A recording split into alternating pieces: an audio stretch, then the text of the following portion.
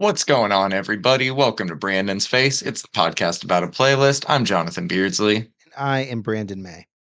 Let's get right into things. Sadly, today, legendary music figure Steve Albini has passed away. Any thoughts on that? Yeah, man, I listened to a lot of his music before really knowing, who he was, right? Yeah.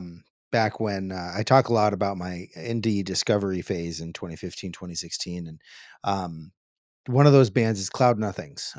Steve Albini engineered the album Attack on Memory, and that album gets spun at least a few times a year. And I blasted that shit today in my ears in remembrance. No. Yeah, man. I have not had a chance to throw any of his work on Cloud Nothings. I actually didn't know he produced that album or engineered on it. Of course, he's worked with legendary acts, Nirvana, Pixies, Bush, Breeders, PJ Harvey, Jesus, pretty much baby. anybody. Yeah, yeah. Just the names go on and on. Um, we don't need to get into his past or his personal life. I think his work speaks for itself, and that's what he'll be remembered for more than anything. At least that's what I'll remember him for. So rest in peace, Steve Rest in peace. Albini. All right, man. Speaking of rest in peace, let's talk about the Kendrick versus Drake beef. We talked about it briefly at the top of last week's episode, but a lot has happened since then, arguably too much to catch people up, and we can summarize here. They went back and forth a few times. Kendrick put out some, I guess, more slow burn disses. Drake replied with this big budget video and parody that was clearly intended to be his quote unquote red button. Kendrick immediately nullified that with Meet the Grams, followed by Not Like Us, which is, I think, in my opinion, the knockout blow and by far the best song to come out of this feud, regardless of context. Would you agree? Oh, it's a straight up bop. Yeah, clubs all over the country were playing it within hours of it dropping. The NBA Finals played it. Think about that.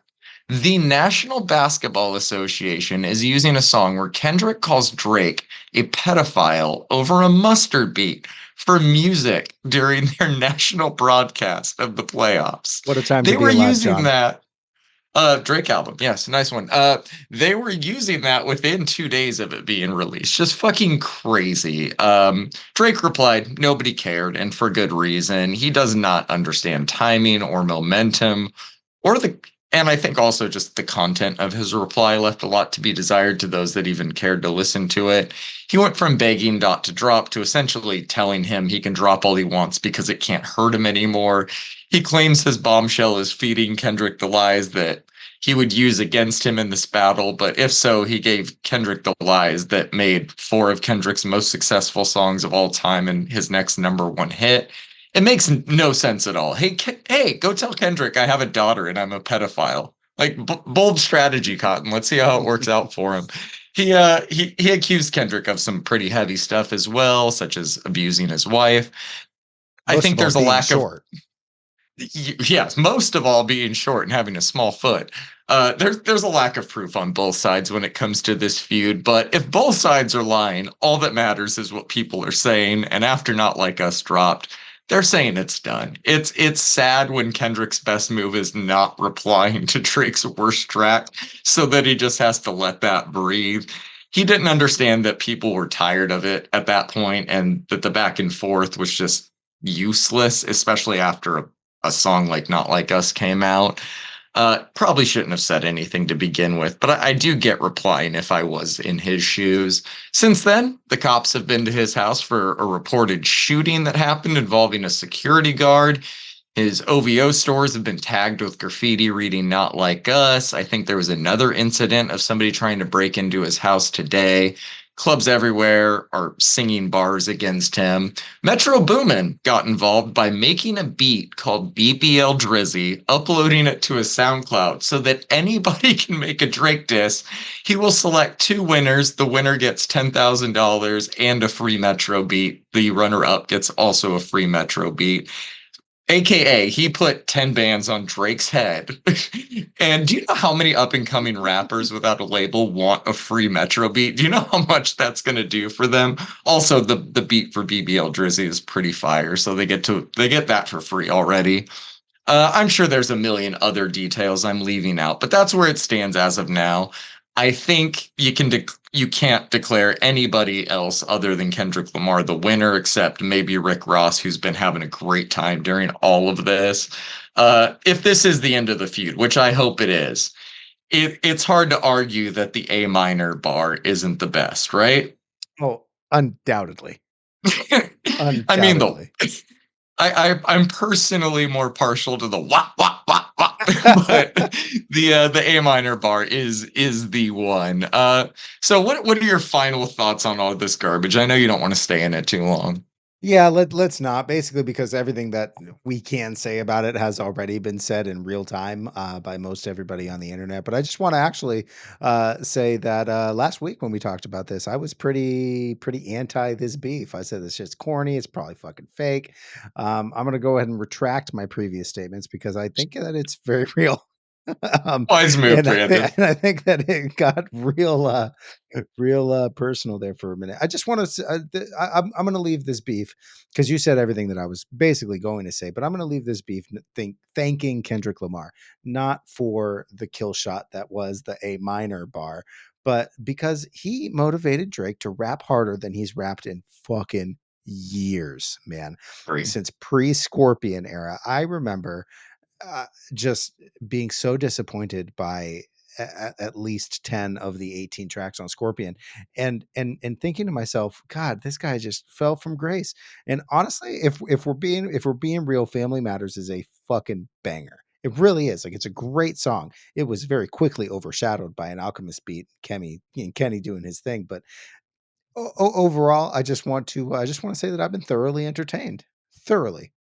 I agree with that. I will say that one, let's just briefly talk about the producers. Kendrick had Mustard, Alchemist, and Jack Antonoff making diss beats for him. Wow. That's Yep. just that's a lot to comprehend there. And I think to the notion of what you just said, if we're thinking Kendrick for making Drake rap that hard, I guess the one thing we can kind of thank Drake for in this battle is he made Kendrick active again, which is all we ever really wanted.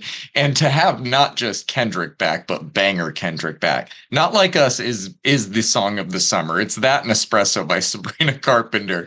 And maybe this first song that we're going to talk about. So let's get right into it. This is the only song not involved in this beef to debut in the top one or the top 10 on Billboard this week.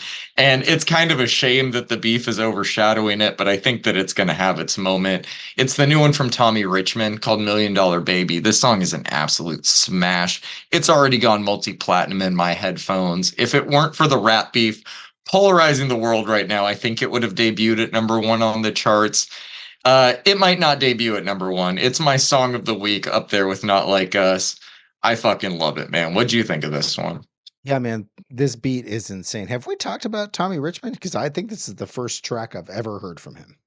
We we've never talked about him. He was on one track on the last Brent Faiyaz album we covered, but I don't I remember see. any of us singling him out. There was a lot of people on that album. There sure was. Yeah, this is a banger, bro. Easy, easy banger. Yeah, it is already up to 56 million plays. Good Yeah, for him. undeniable banger. And kind of the levity we needed during this week too. All right, let's move on. We got a new one from Ghostface Killah and Nas. This is off of Ghostface Killah's upcoming album. The song's called Scar Tissue. The track is great. It's not a surprise though. It's two 90s rap legends making a 90s rap banger. It's fire. What'd you think about it? Right. Like, are we back in the 90s? This is fantastic, man. I saw the collab, couldn't help but add it. Ghostface album this week. That's insane. I'm very, very excited for it. I don't know if there's any other features on there that I'm excited for, but I will say that I really like this song. So There's I saw the track list or the feature list. I can't remember them all right now. There's gonna be other ones you're excited for. Ye is on the album though, so we'll see how that goes. uh Maybe he'll actually rap. We'll see. All right. you would be expected to on a Ghostface record. So Um, all right, man. We got a new one from Flight Facilities in how do you say this? Enumclaw? I'm gonna say that. The there you song is go. called Days of the Week. Not my favorite Flight Facilities track. I know they worked with Channel Trust on their last album, so this isn't completely out of left field stylistically, but it's giving chain smokers more than it's given flight facilities for me. I'm gonna thumbs down it, sadly. What about you? Yeah, I actually agree. We've talked a little bit. We touch on it pretty much every time it happens. But what are your? I mean, I know what your thoughts are. My thoughts on this one are that spoken word house might not be Flight Facility's strong suit. I think Channel Trace has a lot of bass and melody to his voice, and I think that that doesn't necessarily translate to other artists trying to do a similar thing. Um, yeah, Channel Trust has a 1 in a trillion type of voice where it just right. sounds cool no matter what he says. You can't replicate that with everyone. It's not, I think that this vocalist, in terms of like the style he's doing, it works. It just doesn't work for my taste, really. All right, got a new one from Side Piece and Disco Lines called Give It To Me Good. This one actually dropped a few weeks ago. I had to circle back to it though, because we missed it. It's been in my rotation since. I think it's flawless, man. It's catchy, it's bassy, it's bubbly, perfect, like early summer festival music. I love it. What do you think about it? My only notes are, as is tradition, side piece kills it. Yes, yes. And Disco Lines, one to watch, man. I Yep. am telling you. All right, we got a new one from Purple Disco Machine, Benjamin Ingrosso, Nile Rodgers, and Shanisa called Honey Boy. What are your thoughts on it? EDM keeps getting more and more pop with every release lately. I actually don't think that there's any way anybody could deny that this is a fucking bop, though. And having Nile Rodgers on a track is just, I mean, let's go. It's good, but it's very pop. I'm not going to deny that it's a bop, but it is not a bop that I really enjoy. It's giving me too much Maroon 5, and I don't like it. Nile Rodgers, as always, though, King Slay. Yep. All right. We got a new Solomon remix of that London Grammar track House that I think we talked about a few weeks ago, if We I'm not did. mistaken. It's a great remix. It's Solomon, 10 out of 10, no notes. What the fuck notes am I going to give Right. Solomon? Right. It's great. What'd you think about this one? Bro, the drums, the chopped up vocals, all the new synth work. Dear God, Solomon killed this. Love me some vocal chops. You know that.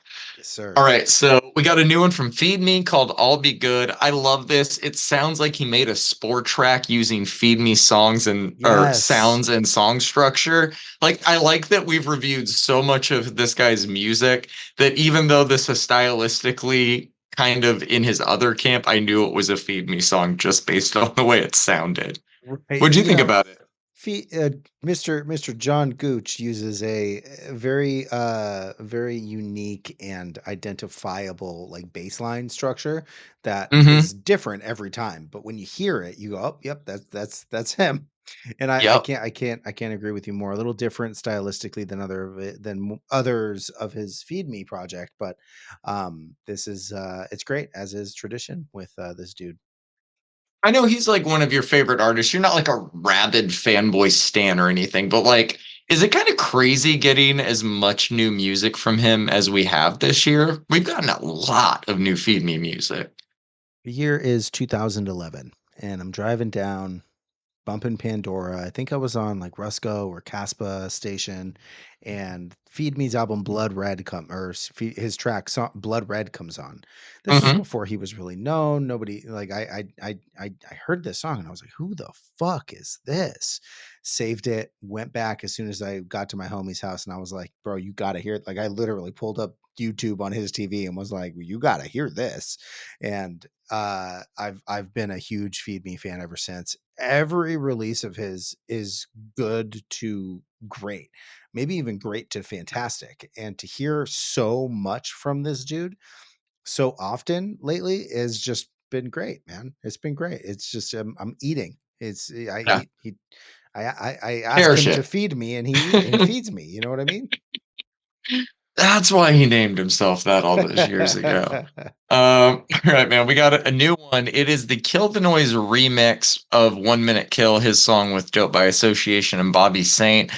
I'm a big fan of the excision like drop on this one, but I'm not a huge fan of like the entry level rap verses on it. Is that a fair criticism?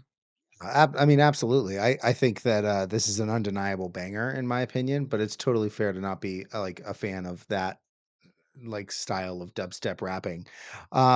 I think Kill the Noise just like Feed Me, who they've worked together in the past, and those collabs are crazy. Yes. Just like Feed Me, man. Kill the Noise kills it, man. He really really does. Yeah, man. As he typically does. His last album, Hollow World, I think is what it was called. Really good shit. I loved Oh that yeah. one. And that track with Feed Me on there, I think was my standout. All right, man. Moving into the kind of indie pop rock realm of things, we got a new one from Lola Young called Fuck.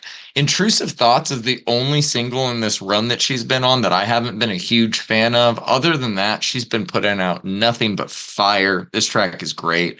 I hope we're getting a new album or EP soon because all of these need to be packaged together ASAP for me. What do you think about this one?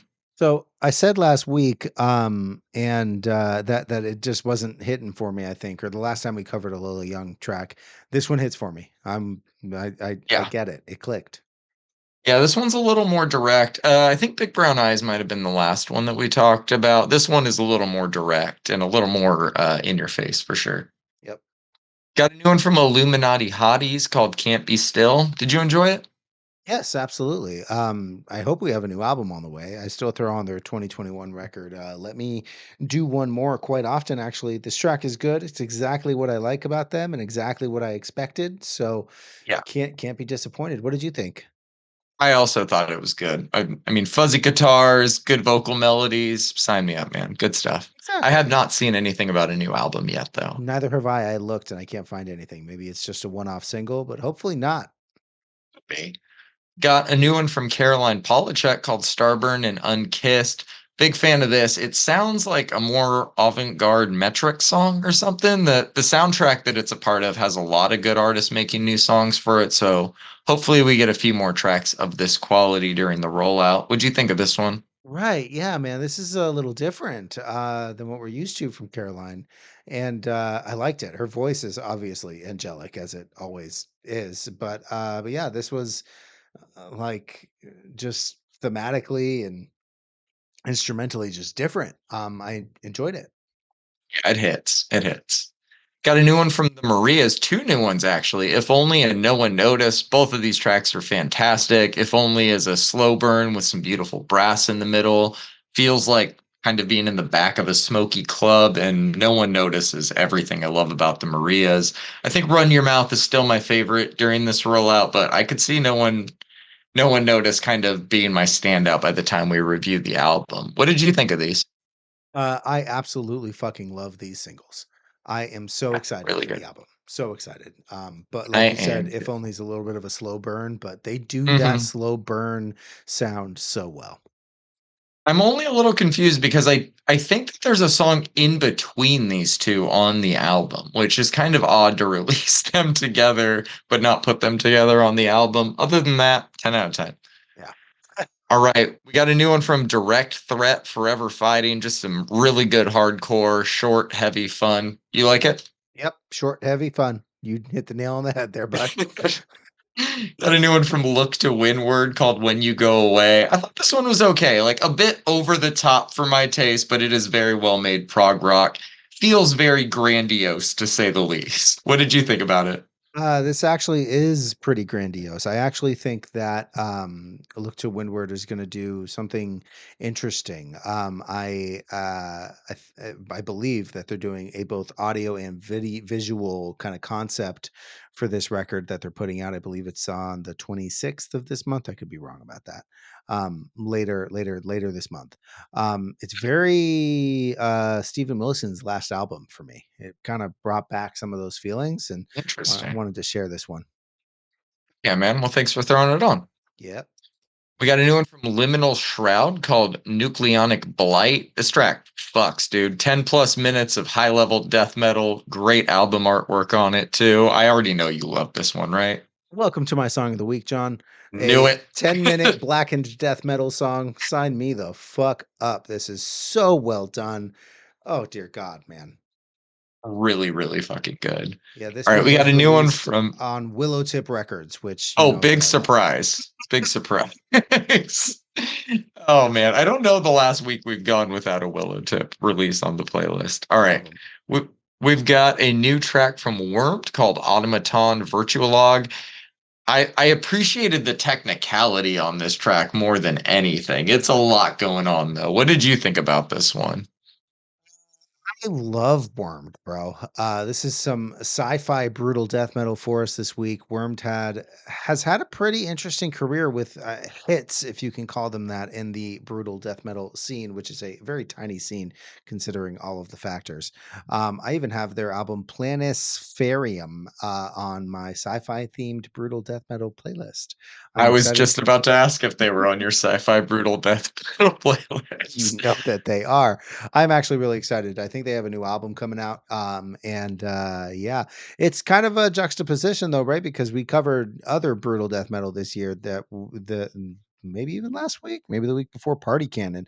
And it's so funny when one band takes themselves like pretty seriously and does a good job, like Wormed. The technicality's on point, but then you get a band like Party Cannon who takes literally nothing seriously. And I think both of them work for different ways, at least for me. Shout out Party Cannon, dude. Oh man, yeah, no, I agree with that though. They both work just differently. Right. All right, we got a few EPs to talk about this week. New one from Dominic Fike called 14 Minutes. This is just an EP of tracks that would otherwise have been throwaways. You can kind of tell. And nothing on it really stuck with me, but I'm all for artists just releasing whatever they want so that they can mentally move on to the next chapter. Did you like any of these? I'm also all about artists being true to themselves and releasing what they want, but I can't help but say it, man. This goes back and forth from painfully boring to brutally bad at whatever given moment it comes on. Oh, you're Uh, not a thick Rick fan? man, it's impressive for something at 14 minutes to To do that, man. drag. Not something I can see myself going back to often. Maybe I'm just an official Dominic Fike hater at this point, but so what? Oh man, I feel like his first album to me is like that first Machine Gun Kelly pop punk one to you. Hey, at least I Yeah, listened to that one, bro. You still haven't it's listened to Tickets to My Downfall, it's which I'll defend.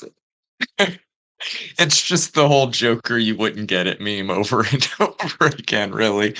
All right, man. We got a new EP from Garbage called Lie to Me. They do not miss 90s grunge legends that will forever capture the hearts of sad people everywhere. Their music just captures a certain feeling that few other bands are able to. This EP is no different. The opening track was kind of the standout for me of the bunch. What did you think about it? Yeah, I fucking love this EP, man. This was great to go back to throughout the week. I think Better Not Lie to Me is pretty good, but I think I'm gonna go with Song to the Siren as my standout on this EP. I'm so glad I've gotten to see them because they are so good live and they are so good in the studio, and they're probably your favorite band's favorite band. You know what I mean? Like, Yeah, their guitarist produced and engineered Nevermind by Nirvana. So right. yeah, their hands are tied to a lot of historical things. And yeah, I think favorite band is definitely accurate. They are so fucking good live, man. Yes, sir. All right, new EP from Celebration Guns called Enough Already. I know that we reviewed a song or two of theirs before this drop, but this just further confirmed how good that they are. The way they deliver their brand of just twangy Midwest mathy emo is a lot of fun to listen to. Did you like it? Oh, I fucking loved this, John. This is so good, dude. It's oh man. Shout out Really Rad Records, man. They just keep putting out bangers. Yeah, dude. They were part of that compilation that we reviewed back in January, right? Yes, the emo album of all time or something like that. Yeah. Yeah. Love this. Good to see them back. Yes, All sir. right, we got a new EP from Black Mirror Park called Feed Me Ashes. It's our obligatory techno release of the week, and it is really good. All the tracks hit for me. The production is super crisp. Everything has a lot of texture to it. What do you think about this one?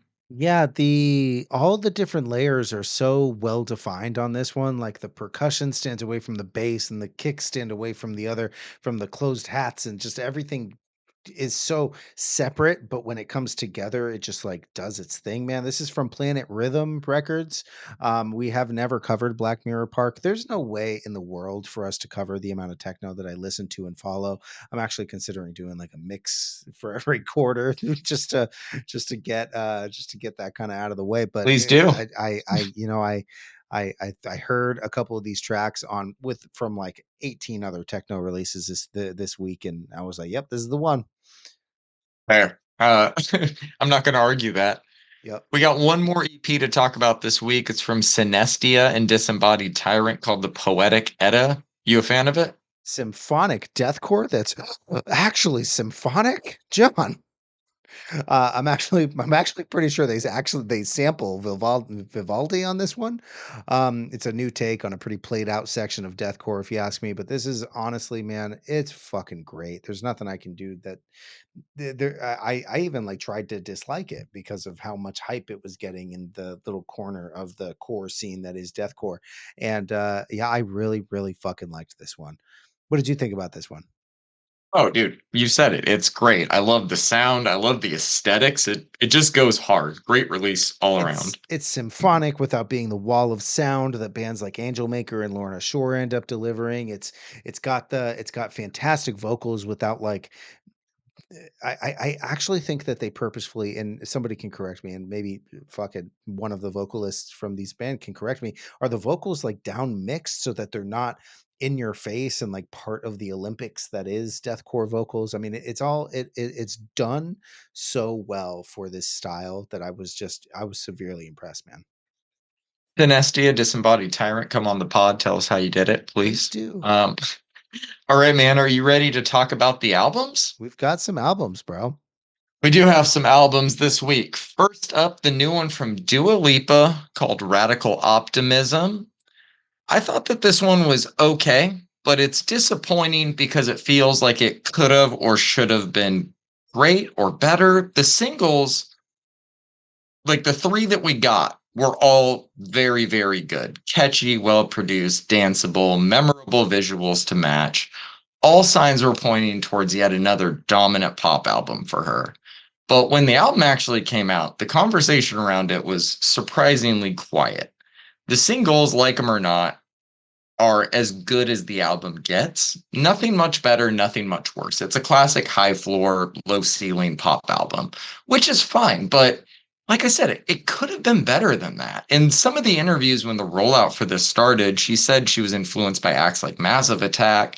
There is nothing even slightly trip hop adjacent on this album. And maybe that's unfair to look for, but like there's not even a lot of experimentation going on here. It's just yet another pleasant pop album that will be nice to listen to during spring and summer. Again, that's fine, but this is her third full length. I was expecting some growth, some experimentation. There's really just none of that going on here. The opening track, I think, is probably one of the worst on the album. It's fine, but it is so monotonous and watered down. The only album cut I really enjoyed was Happy for You. Despite my high floor comment a minute ago, Anything for Love is really, really bad. I've never been a huge fan of Dua Lipa, so I don't really know why I'm so disappointed by this one, but I am. It also feels like a missed opportunity in terms of how it was presented. How are you going to have singles titled Houdini and Illusion and not have the concept or album title have anything to do with magic? Radical Optimism is not a bad album title in terms of how it relates to the overall sound of the album we got. But the swimming with the dolphin artwork is so dumb. She would have been better off using the artwork from any of the singles instead of whatever that is. I'm going to give it a six. It's probably closer to a five, but I think the strength of the singles is enough to boost it. And again, I don't think it's bad. It was never going to be bad. It was probably focus group tested to death, but it's just a little disappointing for the level of talent she has and where she's at in her career now that it wasn't a little better. My standout is Training Season. What did you end up thinking about this one? All right. This is an entirely danceable pop album with some pretty decent house sensibilities on the production end. There's even like a 303 or at least a VST that mimics a 303 used later in the album, Yeah. which is impressive. Instrumentation is good. I love the keyboard solo on Illusion. I think that's kind of like the high point of this album. That's like the most fun you have, right? It's a Mhm. danced album, but it's mixed and it's sung like a pop album, as opposed to artists like, say, Kylie Minogue, who lets kind of the dance parts breathe a little bit more. Um, Yes. look, man, I think Dua sounds fine on this, but I don't like the little squeaks that she does every once in a while with her voice. You know what's funny, man, is that when I watched her SNL performance, she actually sounded better on stage than she does on the majority of this album, to me at least. And that's saying something because most people sound worse on the SNL stage than they do in the studio and in other Mhm. live settings. The lyrical content kind of takes this album down for me, man. A lot of the lyrics are just like basic. Um, I think one of like the major hooks is like, "What are you doing to me?" Like, that's so surface level, man. As a major hook in 2024, that is just so fucking lazy. It's not all of the lyrics, but it is quite a few of I know them. what you mean. And she never really lets herself go further than the surface on any of these tracks. Makes it feel really manufactured, really inauthentic, really just and like you said, the album artwork is kind of meh. Look, man, I enjoyed this album, but it's not nearly as good as Future Nostalgia was. And it's pretty forgettable. Basically, right after finishing it, I couldn't really remember any of the hooks. I couldn't even sing that one right now, and I wrote it down. It's an easy 5 for me, man. I didn't hate it. Like, I don't think I disliked a lot of this album, but I definitely didn't like anything more than I didn't. It's Happy for You. That's like you said, that's the best album cut. Or and funny enough for the closer. So You know why she sounded good on SNL? Because she's actually a good singer. I've seen her do a video covering Amy Winehouse in a duet with Gallant, and both of them are wailing. You have a good singer kind of lowering herself down to the level of what mainstream pop mostly is, but it doesn't have to be like this. I think just kind of the takeaway from both you and I is like, for somebody that is as talented as she is, she should have more autonomy and more creativity going on at this stage in her career. 3 albums in, you should be having some new ideas, something new. This right, feels like exactly. just, I don't know, a repeat of a repeat kind of. No, no, I All right, agree.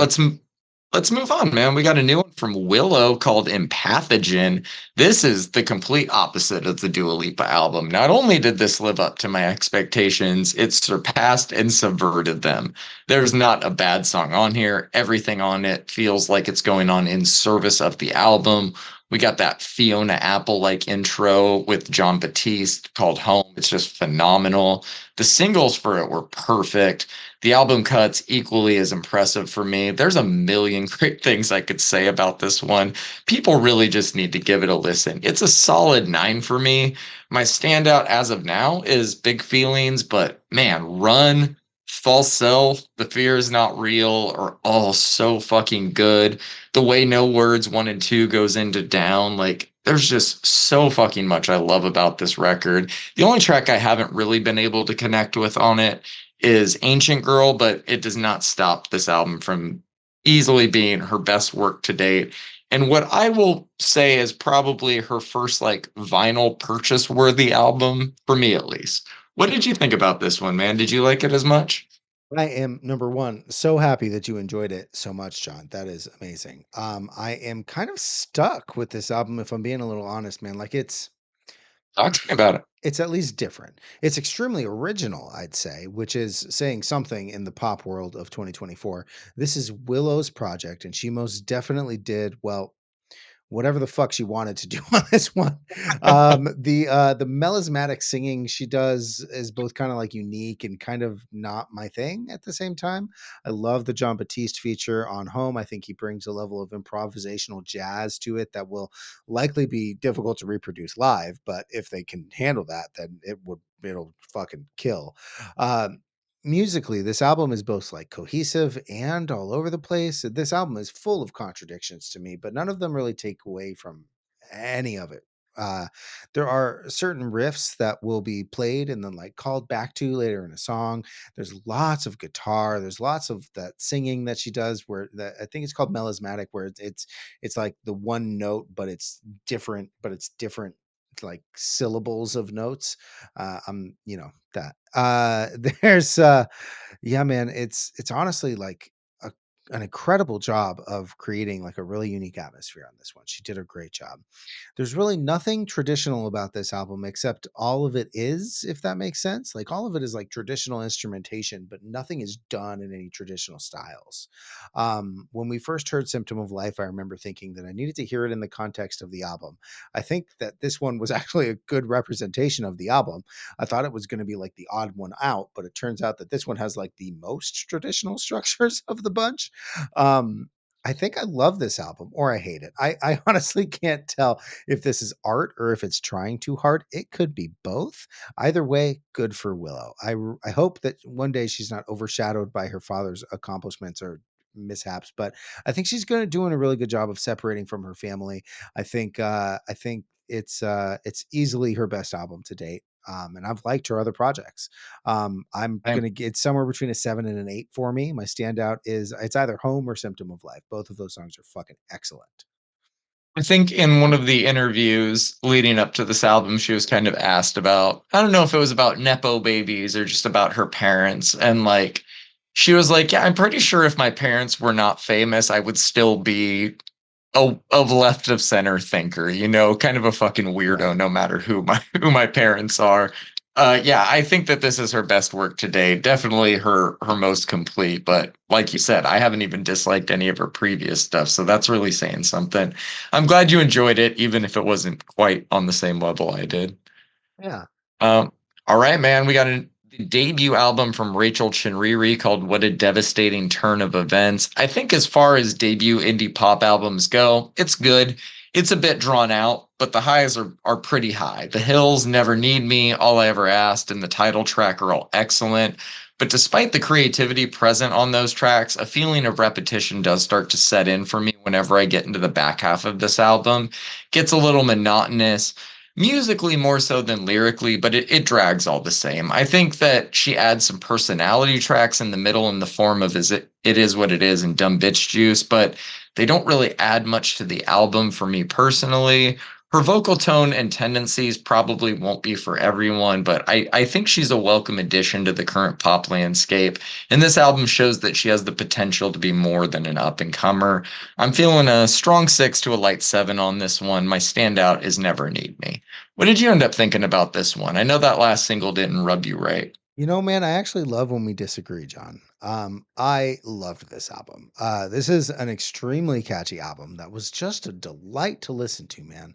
This album thematically is heartbreaking. Is Rachel okay? She bounces around from tracks like Dumb Bitch Juice, which is honestly a really fun bop, and then follows those fun and airy anecdotes of relationships up with the What just a devastating turn. wrenching title track. What a devastating turn of events, Yeah. which honestly, bro, it fucking wrecked me the first time I heard it, man. That's kind of the point of this album, though, right? The initial Mhm. chase of relationships, how complex and complicated they can get, how terrible things can turn, how quickly they can either bound back up or crash down. This album, to me, is gorgeous. The strings on My Blood had chills going all the way down my spine. The lyrical content, the instrumentals, the themes and discussions throughout it all kind of come together in this wonderfully emotional and at times extremely fun piece of art. I think it's great. While I loved most of this album, I feel like the sequencing could have been better. You know, I fucking hate this when an artist puts all of their acoustic shit on the back half of the album as if I'm supposed Yep. to stay engaged for slow songs. Like, dude, split them up. You have two halves. One's fun, one's not, and I get that thematically, but like, dude, just fucking intertwine them, man. That bothered me, but that took a handful of points away. It's an easy 7 for me, maybe even a 7 to an 8 for me, like maybe 7.5 or whatever you want to call it. What a devastating turn of events is most definitely my standout. That thing is just heart wrenching, man. You know what's funny is I've had that song in my singles rotation for like months now, and I've always liked it. Dun dun dun dun. Like it's really catchy, but like Yeah. I didn't listen to the lyrical content of it like directly actively until I reviewed the album, and it hit me the same way you were just saying. I was like, God damn, this is Kind of Yeah, fucking heart wrenching, man. I don't think we disagreed that much. Our scores were pretty close. You just liked it a little more than I did, which is not that much of a surprise considering you kind of have a higher tolerance for like indie acoustic pop than I do. that's fair. Okay, let's talk about this new album from Wavedash called Tempo. It took a while to get some great dance albums this year, but now I have to decide between throwing on the Challenger soundtrack, the new Justice album, and this whenever I'm in the mood for some EDM. It's the best problem to have. This one is every bit as good as I was hoping it'd be based on the singles. We get the fun indie vibes of All Your Love featuring Madion and Toro y Moi that kicks the album off perfectly before moving into the undeniable banger that has had to go. We move into the album cuts from there, but the album does not lose any steam. It's a nonstop party for 30 minutes with nods to all sorts of different eras of EDM throughout it. We get some classic dub vibes courtesy of the legend himself. Flex Pavilion, we get some Nostradamus esque trap on the track Stutter, and we get the long awaited track Into You, which I think Porter has been using as the intro in his live set for a while now. I have nothing but love for this album. It's not just what I wanted, it's what I needed for this time of year. I got it between an 8 and a 9 for me right now. I could see that number going up pretty quickly. My standout, I think I'm gonna go Had to Go, man. That one just gets me every time. What did you think about this one? We're gonna have to put on this motherfucker. You know, John, when I first heard some Wave Dash, which was Had to Go, I thought that we were in for a pretty straightforward house record when you said that they were releasing an album. That is most definitely not what we got. They put No, genres and song titles into a blender and hit puree on this one. That is not a bad thing, as each individual track is decent to great. But I feel like because of the genre blending on this album, it actually tends to lack a little bit of cohesiveness, which happens in all EDM releases. So I took that one with a grain of salt. This is a lot of fun for what it is, though. It's an EDM album that has equal parts cheese as it does earnestness, and I think they really hit the nail on the head for what they were going for. All of these will probably just absolutely go the fuck off when dropped in a set, and I think that's exactly what they were going for. Tracks like "Be All Right" have them really wearing their influences on their sleeve. I don't think that's a bad thing at all, but a lot of songs sound like Skrillex and Porter got together and made some tracks, just with a little bit of extra cheese sprinkled on top. sign me up. That's yeah, that's a compliment for the most part, man. Their production is honestly fantastic. The design, the sound design on these tracks is just extremely detailed and layered very well. Just from like a production and musical perspective, they absolutely fucking crushed this. While it may not be as much of my cup of tea as it may have used to have been, but I still appreciate the immaculate attention to small things that brings productions like this together. This is good stuff, man. It's a 7 for me. You Don't Know How or Had to Go. Couldn't pick between those two, so it's both of them. Both bangers, man. Have I told you what they're doing for their live show right now? No, what are they doing? So they just started their tour for this album, and they are so their way of trying to keep people engaged live now is they are handing out these stickers and recommending you put them over your cell phone camera while attending the show. They are Hey, also recording the shows and uploading them so that you have even less incentive to get your phone out. They will upload the visual, the video of the set being done. amazing. Um, do you think that's going to help curb it at all? You hope, right? Right? Yeah. Have you been to a show where like the artist has asked in any way, shape, or form and people seem to take it to heart?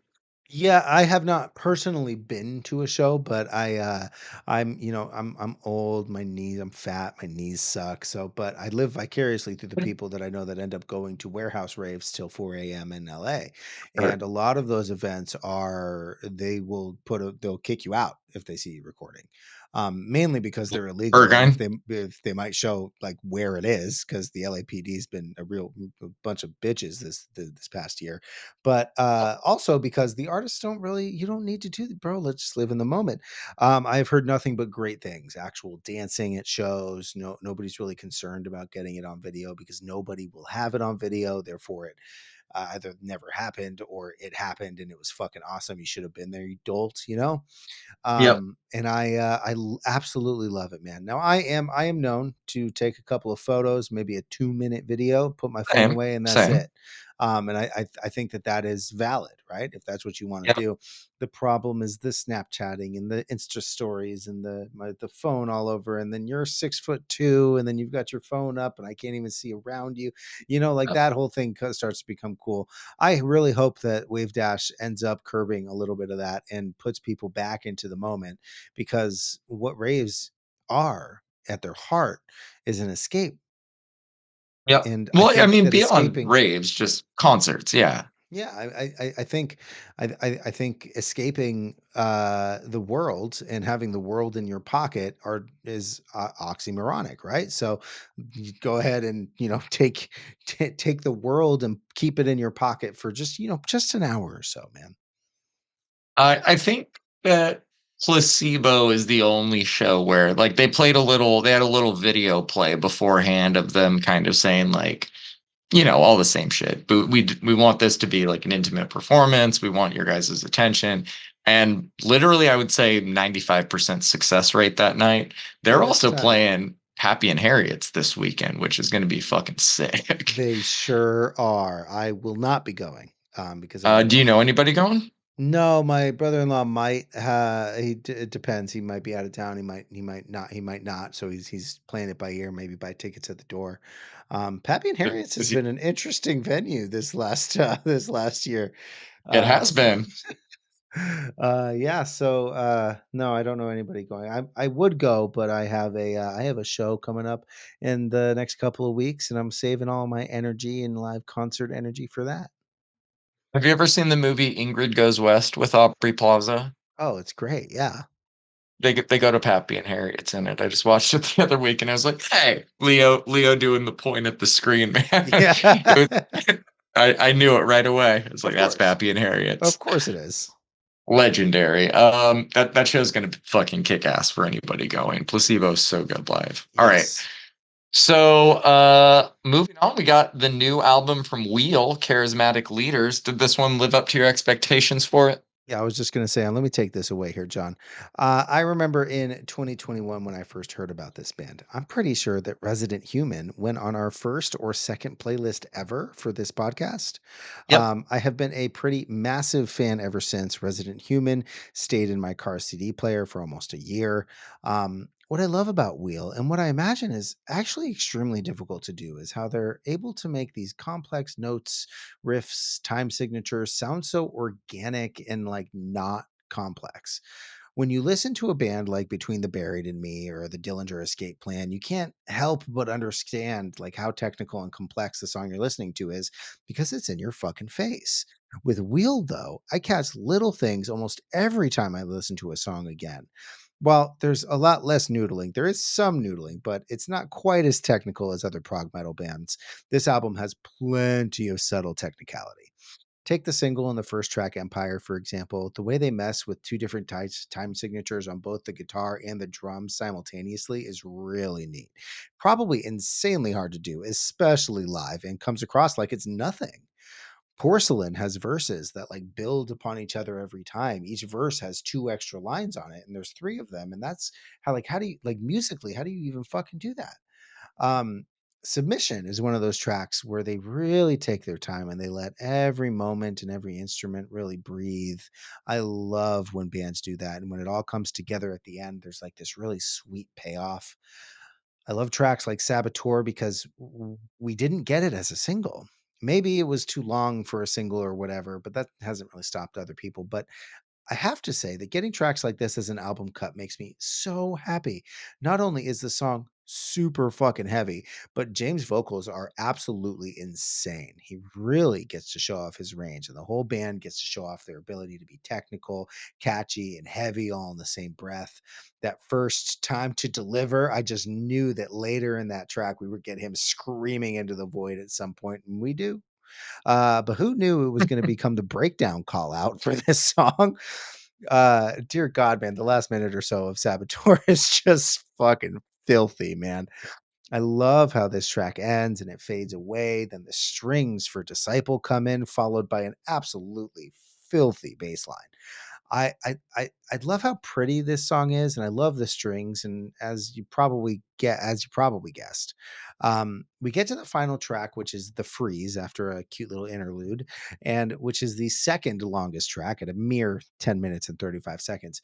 It doesn't really pick up until the halfway mark, but the way this track builds and then crushes with the plot twist and the lyrics is just divine, John. The drums on this fat track feel like they just command the show. Overall, dude, I think this album is fantastic. I cannot stop listening to it. I will say this record in a pair of headphones, like a pair of nice headphones, brought it really to life for me. I have literally nothing I disliked about this album. I think it's sequenced perfectly. I think it's got fantastic vocal range. It's got crushing riffs on the same You tracks as going 10? beautiful guitar lines. It's got some incredible drumming, filthy fucking bass lines. I gave this much consideration. I give my tens a lot of consideration. This is a 10, bro. My standout is all of them. Bro. Gun to my head, it's Saboteur though. Bro, 10. Holy shit. It's been a while since you've given it. I don't even know the last 10 you've given, I don't Brandon. give many tens. You don't. You don't. I'm a participation badge type of guy. You get a fucking 10.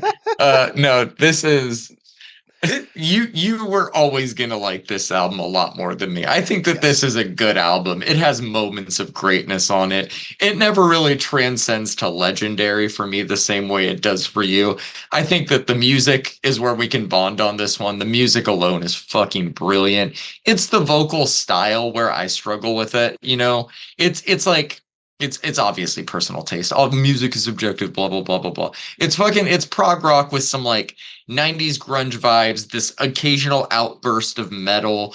It's a combination that I'm not always a huge fan of, but there's exceptions to every rule. And there's times on this album where they are that exact exception. You and I have the exact same standout. It's Saboteur, if only for that last fucking minute, dude. Jesus Christ. Dear Like God, that John. that was the part where I was like, I don't care if I struggle with the vocal style of this album. This shit goes fucking hard, you know? And I love it when music can win me over in those ways. It doesn't always have to be like, oh, I'm a new personality just dropped. I love this more than anything now.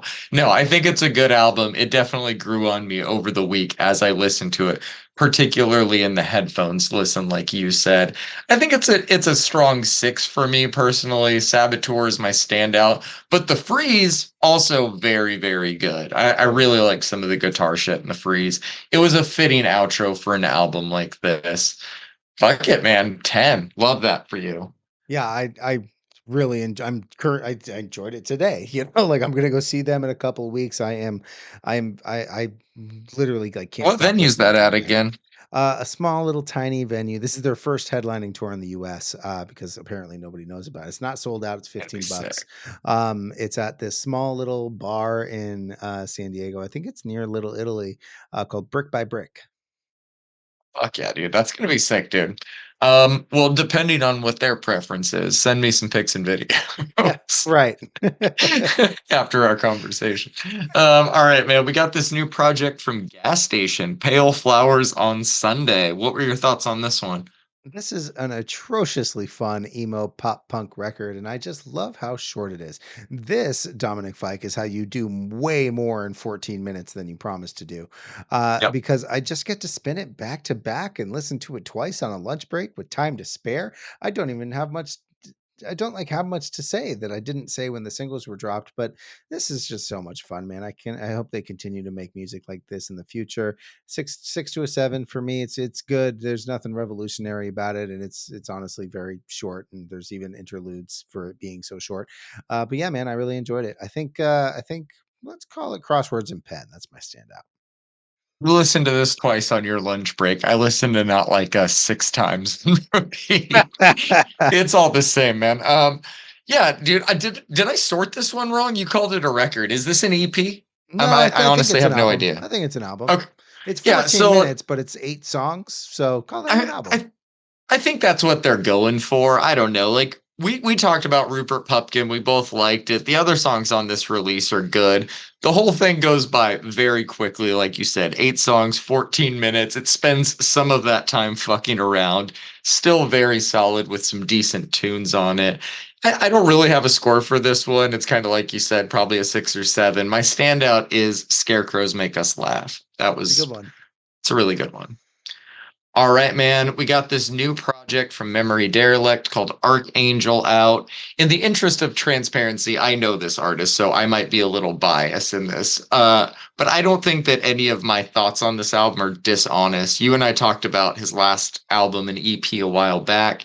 And in one of your reviews, you said that despite loving the ambient vibes, you found yourself searching for a kick drum at times. It seems that statement was taken to heart because this is not just his heaviest album to date. It's his most drum driven as well. I was lucky enough to attend the album release show for this one last week, and hearing those drums live hits different, man. This whole album hits different. It's dark, it's heavy. The fucking pulsing guitars, there's like katana like synths, these cacophonous club drums, they all work perfectly together and creating an album that I think feels electric and alive, but also feels very cohesive and purposeful. This one's like an easy high 8 to a low 9 for me, man. My standout is that 2 song run of Hex Code and 10,000 volts, but they're all bangers. Like I said, though, I'm a little too close to the situation to be unbiased. So I want your unfiltered thoughts on this one, man, please. Well, what I love about this album, John, is how entirely unpredictable it is. Should I expect an ethereal soundscape? Should I expect a banger? Should I expect both on the same track, like Hex Code? There are fantastic little details on this album, like that little squeak that makes Finger Trap just kind of come together. The percussion kind of ebbing and flowing on Refuge, or the chimes hidden on the back minute of Archangel. They all combine to make a really layered and kind of like different listening experience depending on what speakers or headphones you're ending up using. And I really enjoy that, man. There's a couple of production things that I personally wouldn't do, but all of that is just personal preference things on my end. I I actually really enjoyed this one. I hope that he didn't put kick drums in it for me, but if he did, I'm extremely thankful. My standout is Sex Code. It's a fucking banger. It's a 7 for me, easy. Uh, you said Hex Code was yours? Yes, sir. Yeah, dude, that song goes so fucking hard. Banger. That was my favorite one live too. All right, man. We got one more album to talk about this week. It's from Death Lens called Cold World. Before diving into this one, I had to make sure that the van art wasn't a diss aimed at Kendrick Lamar's Good Kid, Mad City. I assumed it wasn't, but you can never be too sure anymore. I think once I got past that, I was really happy to dive into this album. I think it has a lot to offer, more than I was expecting, honestly. Like right away, big fan of their sound. It's energetic, kind of thrashy and heavy. You can definitely pit to it, but it's not breakdown driven. I love it when a heavy band doesn't need to be breakdown driven to get people moving. The sound of their guitars brings a little bit of like a garage rock vibe to their sound that I liked. It's really punchy. I think the album itself is straight to the point. It wastes no time, keeps energy high pretty much all the way throughout. Even the melodic parts are really good. I think I got this one between a 6 and a 7. My standout is that second track, Disturb the Peace. This one was kind of a surprise ad for you, though. I don't think we've talked about them. So give me a little bit of background on this one. Yeah, we have not. I had never heard them before Friday. Interesting. Yeah, I Blind know ad. this. I know this was a late ad, but I really loved the quick sampling through that I did of the album tracks. As I listened throughout the week, though, I realized that God, I really, really like this one, man. Released on Epitaph Records, this album is the epitome of Epitaph Records. It's hardcore influenced punk that leans on the poppy side of things. A big fan of this sound. I've actually already ordered the vinyl. I'm a huge fan of this. It's nothing revolutionary, but it kind of proves that it doesn't have to be in order to be really great, man. Their guitar tone is done so well. Their melodies are so fucking catchy. It's out of control, John. I caught myself humming the melody to Fucked Up or Vacant multiple times after just like a couple of listens without like even knowing what it was from, right? And I'd be like, what fucking melody am I humming right now? And then I go back and listen to Deathlands and I'm like, oh, this is the thing. This is what I've been fucking singing to myself for for hours. Yeah, man, this is great, dude. I really enjoyed this one. It's a 7 easy for me. My standout, I call it Vacant or Fucked Up or Limousine. One of those. Pick one. Sure. All good ones. Yep. All right, man. That does it for us this week. We'll be back again next week talking about new releases from A.G. Cook, Knock Loose, Orville Peck, that new Keto and Chrome Sparks project, a lot more. Follow along with the playlist that the podcast is based on so you can listen along with us. It is updated weekly. You can find the link to that in the show notes. You can also find us on social media at Instagram and Reddit. Just search Brandon's Face Pod, give us a follow, say hi. We'll see you guys next time. Peace. Peace.